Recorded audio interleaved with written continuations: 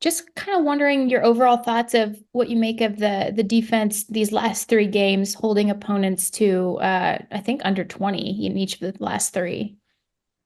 Oh, I mean, I feel like we should be better. We can be better, so I feel like we will be better. But honestly, kudos to linebackers, our DBs and the D line, all of us, especially Coach Ra. He comes up with the game plan and stuff every week.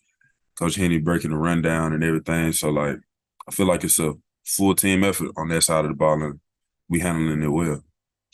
Raheem said last week that sometimes he'll give Henny like day one of the install and he'll be in there and you guys are already on like day four or day three because of the amount, like what he expects of you guys in that room mentally. Can you kind of take us inside that room a little bit in that regard?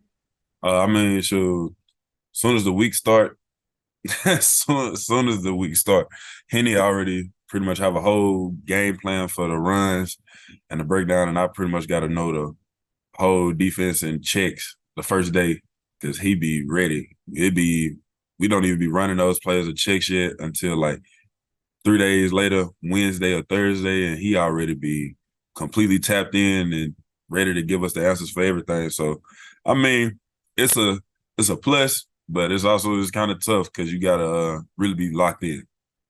And I know that takes some time to master the flow and the rhythm of it, but when you do get that sort of schedule down, that pace of work down, when it comes to the game, does that slow things down at all for you guys when you have that much preparation?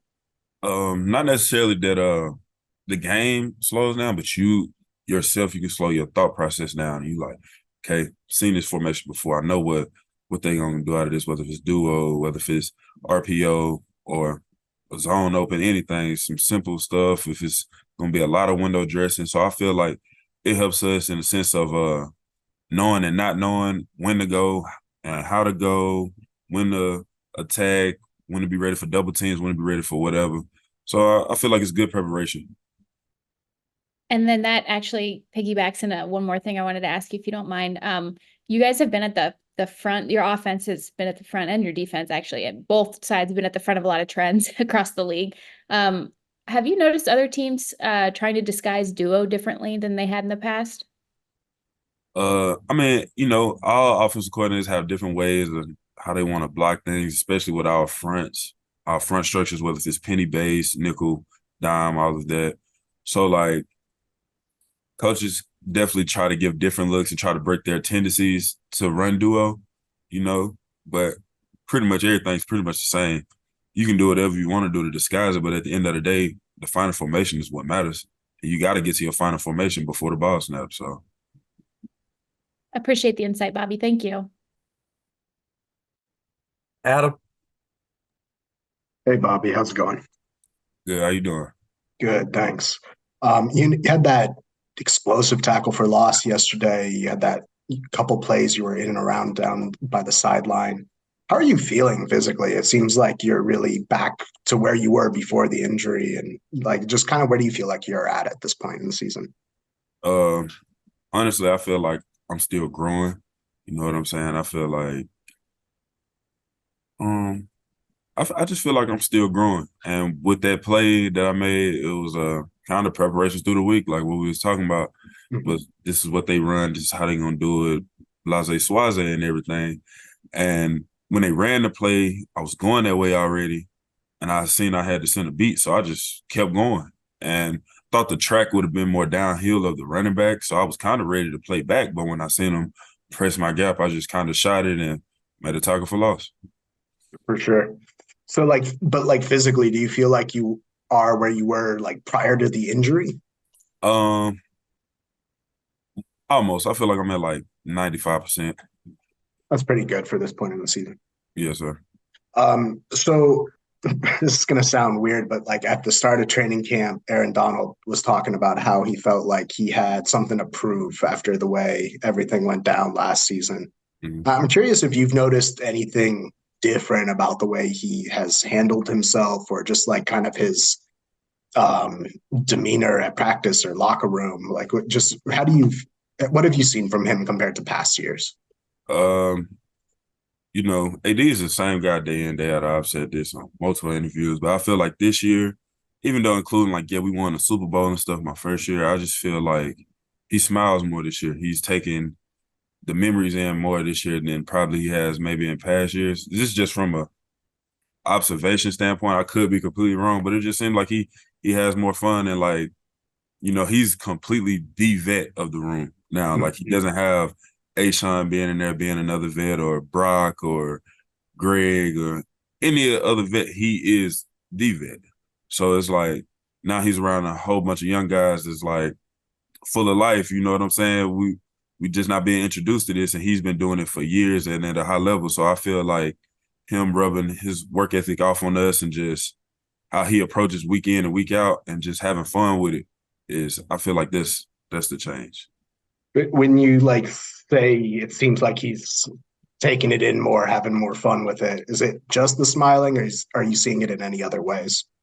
Man, I know y'all seen him and Kobe skipping after the game. When have y'all ever seen AD skip?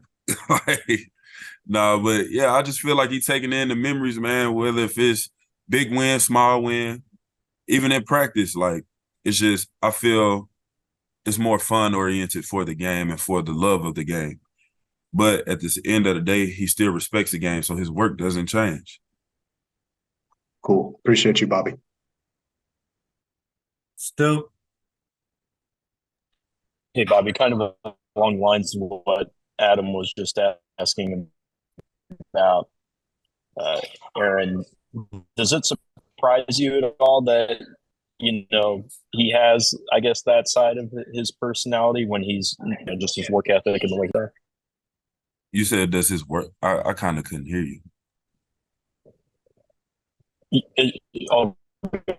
I can repeat the question. I was just asking, does it surprise you at all that he has that side of, his personality when I think most people see him as just this really, obviously intense and imposing, figure, especially on the field? As far as like the fun. I don't think it's surprising. Everybody got to have their own personality and things, and I feel like it's just people got to realize what they see in front of the camera, what they see on the field, what they see in the weight room. That's his job. That's his job to be like that. His job to be the best. His AD we talking about is the GOAT, greatest of all time. So it's his job to be on point, on top, in front of cameras, and just be this stern guy. You know what I'm saying? So people just got to remember at the end of the day, like everybody human. We don't know what he do in his life away from the field. Like man just probably want to be a dad. He got a couple kids. He probably just wants to be a pops. That's probably one of his favorite things to do. So it's like, you just got to know you're human at the end of the day. Like, yeah, you see the work, you see the work ethic, you see everything, but you just don't see him because he don't really get to show that because all he do is in front of cameras talking about football. How surprised were you when you saw him skipping off the field with Kobe after that safety? I was surprised, but it was funny. It was definitely funny. I'm not gonna lie. Especially I was celebrating like crazy too. It was funny. I definitely need that picture. That picture is hilarious. I don't think Kobe got off the ground at all. And then last one real quick for me is just when you go against Kevin Dotson in practice, what's that like and what stands out to you about him as a. Honestly, man, K-Dot,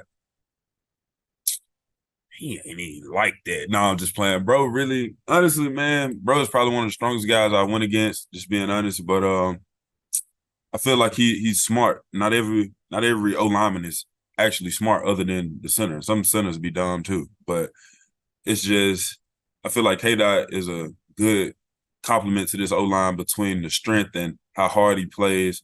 Because we have Coleman. I feel like Coleman is the brains that goes with BA too. When BA was the starting center, he was the brains. Then we got our vet. We got Rob. Then right on our other guard, we got Steve, new person, new body, rookie. But he works hard. He plays hard. Then we got AJ, Mr. Strap. You know what I'm saying? Bro, it's clamps over there. I'm talking about Patrick Beverly. You know what I'm saying? Bro be clamping up. That's my dog, man. So I feel like K-Dot is just a good compliment to the O-line, whole bunch of different personalities that mix well together. Thank you. Appreciate that. For sure. Lauren? Hi, Bobby. I just wanted to ask about there's been this recurring theme over the last few games of people just talking about how like much fun they're having. John Johnson talked about it after last night's game. And so I did, or yesterday's game rather. And so I'm just curious as to like, do you think that that there's been less pressure on this team because like, you know, leading into this season, nobody really expected you guys to be in the position that you're in, and what has kind of like allowed for you to, you know, you guys to continue to perform and like get on this post bye week 3 consecutive win streak? I feel like honestly was yeah, the outside world and the media didn't put any pressure on this, but I feel like from day one we put the pressure on us to be a team that competes. Whether if we win every game or lose every game, we're gonna go out there and compete. We're gonna play for each other and we're gonna play for us and yourself and the respect you have for the game and the respect you have for yourself as a man. I feel like, yeah, the media did kind of write us off before we had a chance. But, you know, who cares what the media says? It is what it is. Everybody still got to strap their cleats up and put their helmet on the same way and come to our field and show us as we go to their field and show them. So, you know, yeah, it probably, media-wise, it probably wasn't no pressure, but I feel like Coach McVay, Coach Ra, everybody, like, we weren't hearing none of that. Especially like that first week when we played Seattle, we weren't trying to hear none of that, talking about some, we not going to win that many games, we weren't going to do this, we were not going to do this. Everybody was talking about what we not going to do. Talk about what we doing. Thank you. I also just have a follow-up to that, and it's more so about the dynamics of some of the younger guys on the team. You know, you mentioned Aaron Donald, but what has it been like for you to kind of being 23 years old and being, you know, considered, you know, potentially having more experience than a lot of the guys on the team? What is like your approach to kind of mentorship for some of the younger guys?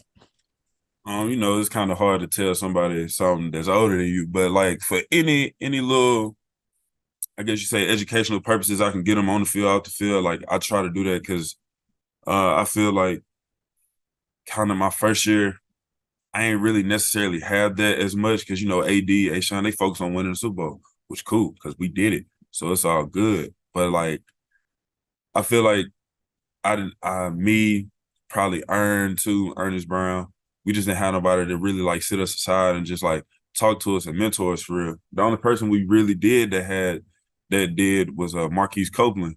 And shoot, he was battling to get on the field and everything. And he was also in the same position we was in, being on being on man, he messed me up. Being on scout team.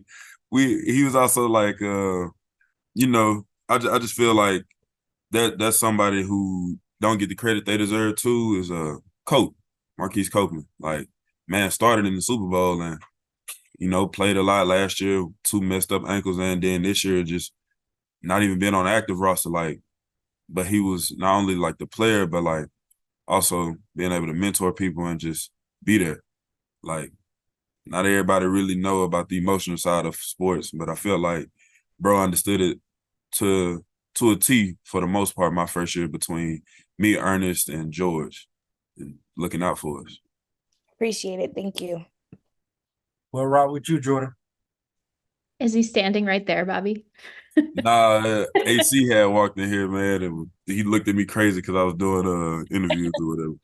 Hey, real quick, I know how important it is when D linemen get a chance to score any points, anything like that. This is a dumb question, understandably, but when the safety is split like that, is there a debate over who gets the points? How does that happen? Has that debate happened yet? Well, this is LA Rams, right? You know, Aaron made this. So anytime AD is around the tackle, that goes to Aaron. So it ain't really even no discussion about that. But I feel like Kobe had you know, got there first, but I'm on Aaron's side, you know.